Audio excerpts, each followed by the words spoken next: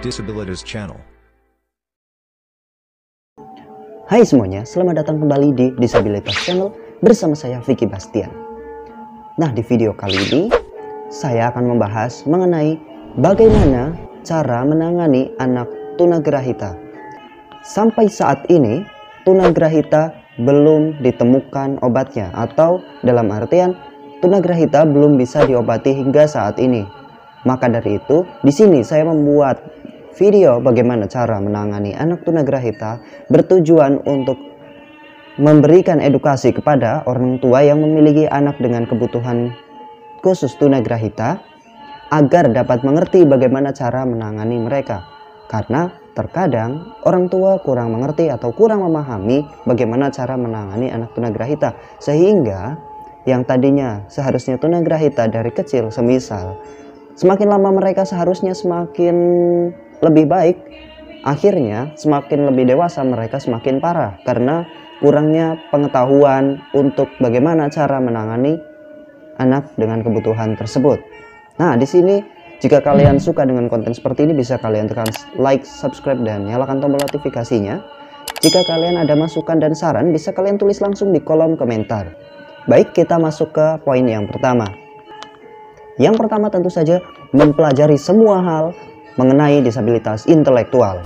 Nah, di video ini saya sudah membuat beberapa video mengenai tunagrahita, terutama yang ini dan yang ini. Nah, kalian bisa nonton videonya di channel ini, atau mungkin kalian bisa membaca artikel, atau kalian bisa bertanya kepada orang tua yang memiliki anak disabilitas intelektual. Nah, kalian bisa berdiskusi masing-masing orang tua mengenai perbedaan dan persamaan dari masing-masing anak disabilitas intelektual tersebut, karena masing-masing anak disabilitas tunagrahita atau disabilitas intelektual memiliki ciri yang berbeda-beda dari satu anak ke anak yang lainnya. Nah, poin yang kedua ini yaitu yang sudah kita bahas barusan, yaitu berkomunikasi dengan orang tua yang memiliki anak dengan disabilitas intelektual. Nah, dengan demikian kita akan mengerti atau kita akan mempelajari beberapa hal dari anak-anak yang lain, bagaimana cara menanganinya, bagaimana orang tua yang lain bisa menangani anak tersebut dan kita misalnya belum. Nah, cari tahu dari pengalaman-pengalaman mereka, bagaimana cara mereka menangani anak-anak mereka, karena barangkali saja orang tua yang lain lebih tahu atau mungkin mereka sudah belajar di tempat yang lain bagaimana cara menangani anak dengan kebutuhan disabilitas intelektual. Nah, di poin yang ketiga yaitu membutuhkan kesabaran untuk melatih anak dengan disabilitas intelektual atau anak tunagrahita. Memang anak disabilitas intelektual itu sedikit lebih sulit dibandingkan mengajar anak-anak pada umumnya, karena pola pikir mereka beberapa langkah lebih lambat dibandingkan anak-anak pada umumnya. Seperti yang saya jelaskan di video sebelumnya, jika anak normal usia 5 tahun sudah bisa mengenakan pakaian sendiri, mungkin anak disabilitas intelektual belum. Mungkin pola pikir mereka seperti anak umur 2,5 tahun atau seperti anak berusia 3 tahun. Seperti itu. Nah, di sini sebagai orang tua tentunya kita harus lebih sabar dalam mengajari mereka. Ajarkanlah sesuatu kepada mereka satu persatu sampai mereka benar-benar bisa melakukannya dan mereka tidak lupa akan hal tersebut. Karena bisa jadi misalnya kita mengajarkan satu hal kepada mereka hari ini, mungkin besok mereka sudah lupa lagi bagaimana cara melakukan hal tersebut. Sehingga kita harus mengajarkan kepada mereka berulang-ulang sampai mereka benar-benar bisa melakukan apa yang kita ajarkan kepada mereka. Jadi mereka akan melakukan hal tersebut sebagai rutinitas dan mereka tidak akan melupakannya, seperti halnya merapikan tempat tidur, mandi, dan sebagainya. Yang keempat yang harus dilakukan yaitu mengajari anak mengenai kemandirian. Tentu saja ini sangat penting karena kita tidak akan selamanya bersama mereka. Tentu saja kita sebagai orang tua, semisal dengan mereka, secara logika pasti kita akan mati terlebih dahulu. Jadi kita tidak bisa menggantungkan anak kita kepada orang-orang di sekitarnya, misalnya kepada kakaknya lah, kepada adiknya lah, kepada saudaranya, kepada pamannya, kepada bibinya. Kita tidak bisa melakukan hal tersebut karena belum tentu mereka bisa mengerti seperti kita mengerti mereka. Karena kasih sayang seorang orang tua dengan kasih sayang saudara yang lainnya itu pasti berbeda. Jadi ajarkanlah mereka sedini mungkin selagi mereka masih bersama kita. Jadi mereka bisa melakukan hal-hal kegiatan sehari-hari sendiri tanpa membutuhkan bantuan orang lain nantinya. Yang kelima tentu saja disekolahkan di sekolah khusus untuk anak tunagrahita. Nah, sudah banyak sekali sekolah-sekolah, hampir di setiap kota pasti ada. Namanya yaitu SLB, sekolah luar biasa atau special education. Kalian bisa menyekolahkan anak-anak kalian di SLB.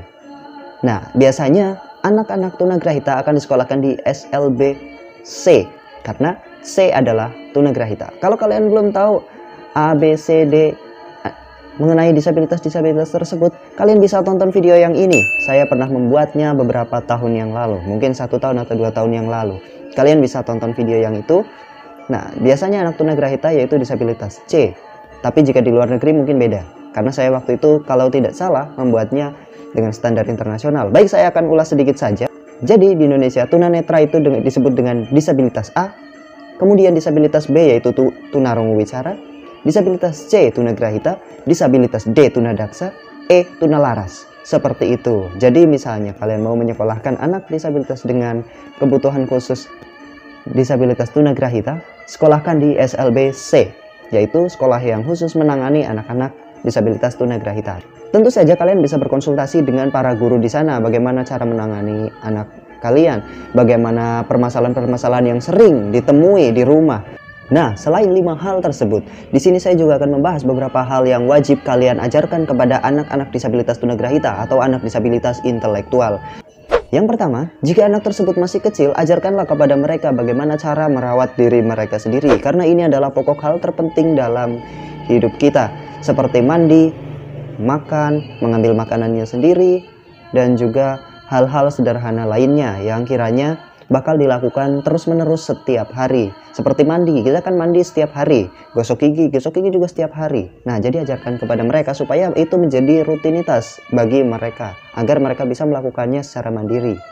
Yang kedua, kita harus mengajarkan kepada mereka cara berkomunikasi. Nah, ini juga sangat penting sekali, terutama bagaimana cara menelpon, terutama ketika dalam keadaan darurat. Jadi kita ajarkan kepada mereka berkomunikasi agar mereka bisa bercakap dengan baik dalam menyampaikan satu hal. Biasanya anak tunagrahita akan menyampaikannya dengan sedikit berbeda dibandingkan kita orang-orang yang non disabilitas tunagrahita. Jadi tentu saja kita harus mengajarkan bagaimana cara berkomunikasi dengan baik dengan orang yang lebih dewasa misalnya, bagaimana cara meminta bantuan yang sopan, bagaimana cara meminta tolong yang baik, seperti itu, atau bagaimana cara menolak ajakan, bagaimana cara menolak ketika kita tidak bisa membantu, seperti itu. Yang ketiga, jika anak tersebut lebih besar, ajarkan mereka pergi ke sekolah sendiri, pergi kemana-mana sendiri, dan ajarkan kepada mereka pekerjaan yang sekiranya mereka bisa. Ajarkan kepada mereka keterampilan yang mungkin bisa menjadi pekerjaan mereka di kemudian hari. Jadi terkadang banyak sekali orang tua yang salah dalam mendidik anak tunagrahita. Kebanyakan mereka membiarkan anaknya di rumah, tidak bekerja, dan menganggap ya sudah, dia memang sudah seperti itu, jadi tidak mungkin bisa bekerja. Barangkali saja ada kemampuan tersembunyi di balik itu.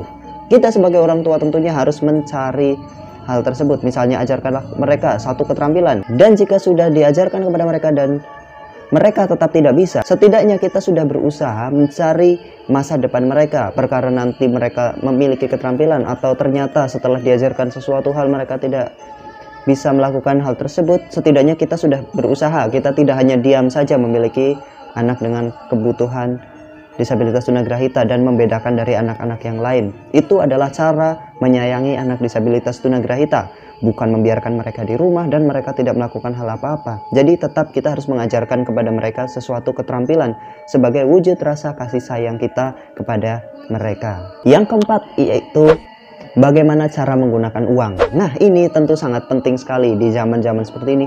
Anak tunagrahita walaupun seperti apapun, ajarkan kepada mereka cara berhitung sederhana, cara menggunakan uang yang mungkin tidak terlalu banyak, tidak terlalu complicated, agar mereka bisa membeli belanja sendiri mungkin jika sudah besar nanti, atau membeli makanan sendiri ketika kalian sedang tidak bisa bersama mereka, atau mungkin berjualan mungkin untuk hal-hal sederhana. Nah, mungkin kali saja mereka bisa melakukan hal tersebut, kita tidak pernah tahu. Jadi ajarkan mereka juga mengenai uang. Terkadang ada juga beberapa orang tua yang tidak mengajarkan mereka tentang uang karena dianggapnya ini tidak ngerti uang, udah kalau itu uangnya biar saya aja yang ngelola, atau nanti kalau misalnya saya sudah nggak ada biar saudara-saudaranya saja yang mengelola. Nah, nanti kasihan si anak tersebut. Nah, dan yang terakhir yaitu mengetahui cara melindungi diri saat di rumah. Tentu saja ini sangat penting. Bagaimana kalau misalnya kalian tidak mengajarkan kepada mereka bagaimana cara melindungi diri saat di rumah, nanti mereka tidur dan rumahnya tidak dikunci atau tidak menutup pintu saat mereka masuk ke rumah. Tentu saja ini sangat penting untuk diajarkan kepada mereka, seperti mengunci pintu sebelum kita tidur dan mematikan kompor setelah digunakan, kemudian mencabut colokan listrik ketika sudah tidak dipakai lagi. Itu tentu saja sangat penting. Itu untuk keselamatan mereka juga ketika nanti mereka harus sendiri di rumah. Mungkin kita sedang ada acara di mana dan mereka tidak mau ikut. Tentu saja kita harus mengajarkan hal tersebut kepada mereka sedini mungkin. Nah, itu saja buat video kali ini. Saya harap videonya bisa bermanfaat. Mohon maaf kalau semisal channel ini lama sekali untuk upload videonya karena beberapa hal yang mungkin saya tidak bisa menjelaskannya di video ini. Saya Vicky Bastian, sampai jumpa di video berikutnya dan salam disabilitas.